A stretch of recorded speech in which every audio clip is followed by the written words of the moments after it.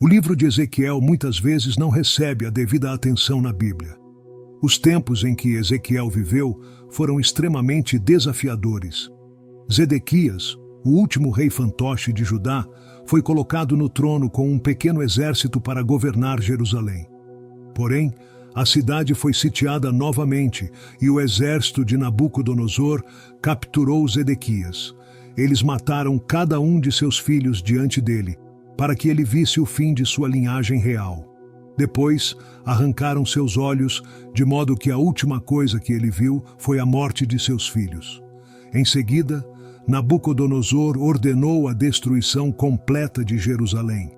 Foi nesse contexto que Ezequiel foi chamado para pregar, apesar de estar exilado na Babilônia, a milhares de quilômetros de Jerusalém.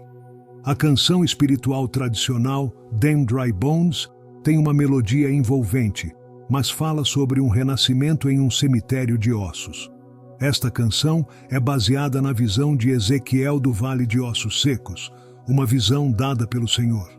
Deus queria oferecer a esperança tão necessária ao seu povo escolhido.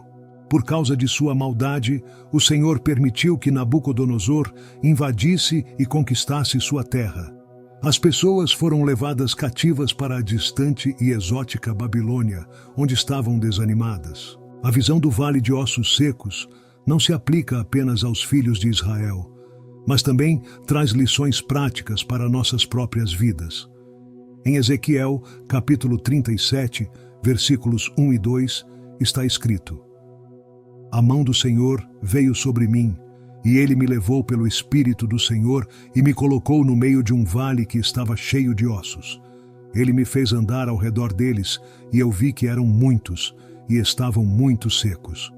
O Senhor apareceu a Ezequiel na forma de um vale cheio de ossos secos. Deus não mudou a localização de Ezequiel, mas deu-lhe uma sensação clara de que ele estava em um vale cheio de ossos. A secura dos ossos indicava que estavam ali há muito tempo. Eles sugeriam que o vale já fora habitado, mas agora estava desolado.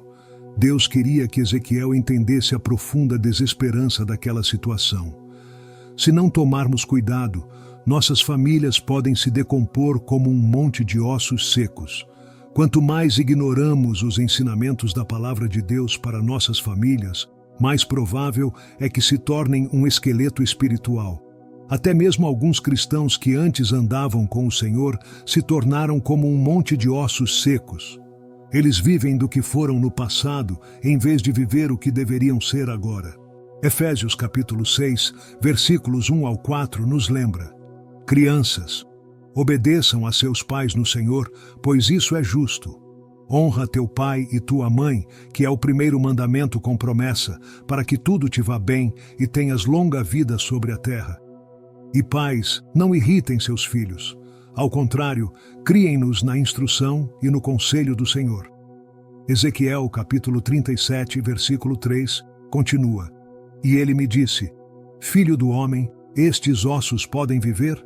Eu respondi: Ó Senhor Deus, só tu sabes. Ezequiel respondeu à pergunta de Deus sobre a possibilidade de vida nos ossos secos, afirmando que somente o Senhor tinha essa resposta. Para Ezequiel, a situação parecia impossível.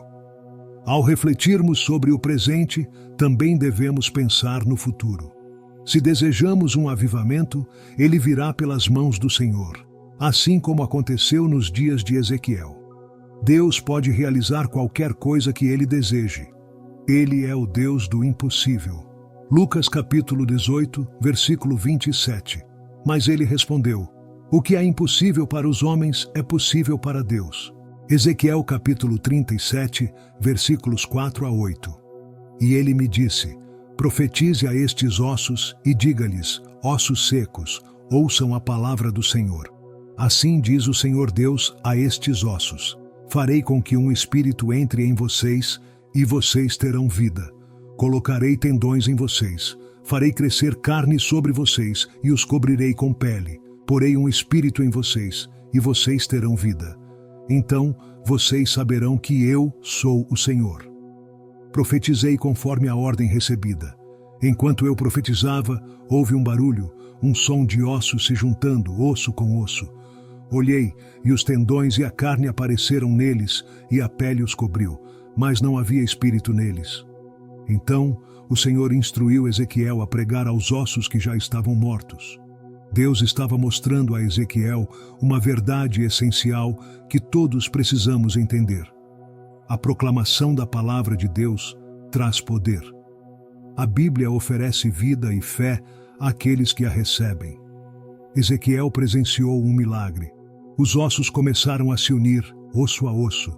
Enquanto ele observava, músculos e carne começaram a crescer sobre os esqueletos, e logo os corpos estavam cobertos de pele. No entanto, ainda eram apenas corpos sem vida, movendo-se de maneira ordenada.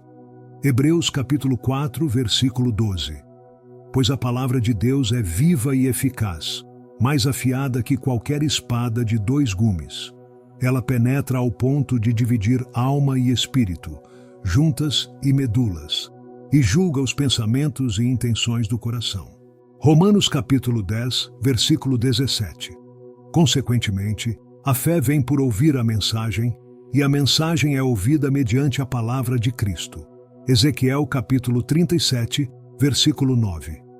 Então ele me disse: profetize ao Espírito, profetize, filho do homem, e diga-lhe: assim diz o Senhor Deus, venha dos 4 ventos, ó Espírito, e sopre sobre estes mortos, para que vivam. Alguns acreditam que o trabalho de Deus se realiza através da organização, algo que não deve ser subestimado, pois até nossos corpos são organizados. Uma igreja pode estar bem estruturada, mas se não tiver o sopro da vida, é apenas um corpo sem vida. Deus instruiu Ezequiel a pregar ao Espírito. A palavra ventos vem do hebraico ruach, que pode significar vento, sopro ou espírito. Ezequiel estava aprendendo que tudo o que as pessoas fazem é em vão sem a presença do Espírito Santo. A presença do sopro divino da vida é essencial para a nossa existência, assim como foi para Adão. Uma pessoa nasce do Espírito quando nasce de novo. Deus deve infundir vida espiritual em nossos corações. Ezequiel viu uma impressionante demonstração de vida quando o exército se levantou. Gênesis 2, versículo 7. O Senhor Deus formou o homem do pó da terra e soprou em suas narinas o fôlego da vida, e o homem se tornou um ser vivente. João 3, versículos 5 ao 8. Jesus respondeu: digo a verdade, ninguém pode entrar no reino de Deus se não nascer da água e do Espírito. O que nasce da carne é carne, mas o que nasce do Espírito é espírito. Não se surpreenda pelo fato de eu ter dito: vocês precisam nascer de novo. O vento sopra onde quer, você o ouve, mas não sabe de onde vem nem para onde vai. Assim é com todos os nascidos do Espírito. Ezequiel 37, 10. Então eu profetizei como ele me ordenou, e o Espírito entrou neles, e eles reviveram e se puseram em pé, formando um grande exército. Ezequiel 37, versículos 11 ao 13. Então ele me disse: filho do homem, esses ossos são toda a casa de Israel. Eles dizem: nossos ossos estão secos, nossa esperança se foi, estamos perdidos. Portanto, profetize e diga-lhes: assim diz o Senhor Deus, meu povo, vou abrir seus túmulos e fazê-los sair deles. Trarei vocês de volta à terra de Israel. E quando eu abrir seus túmulos e os fizer sair, vocês, meu povo, saberão que eu sou o Senhor. A visão ficou clara e Deus revelou seu significado edificante. Os israelitas estavam sem esperança, mas Deus prometeu que eles passariam por um avivamento nacional. Eles estavam espalhados e sem rumo. Os humanos achavam que a situação era sem solução, mas subestimaram o poder de Deus. Israel não só seria revivido, mas também retornaria à sua antiga glória. Deus prometeu restaurá-los à sua terra natal. Ezequiel 37, 14. Porei o meu espírito em vocês, e vocês viverão, e os estabelecerei em sua própria terra. Então vocês saberão que eu, o Senhor, falei e fiz isso, declara o Senhor. Deus completou a visão para Ezequiel, explicando o que ela significava. Como ele iria ressuscitar os ossos dispersos de Israel que haviam perdido toda a vitalidade. A palavra e o Espírito seriam os meios pelos quais ele realizaria esse propósito.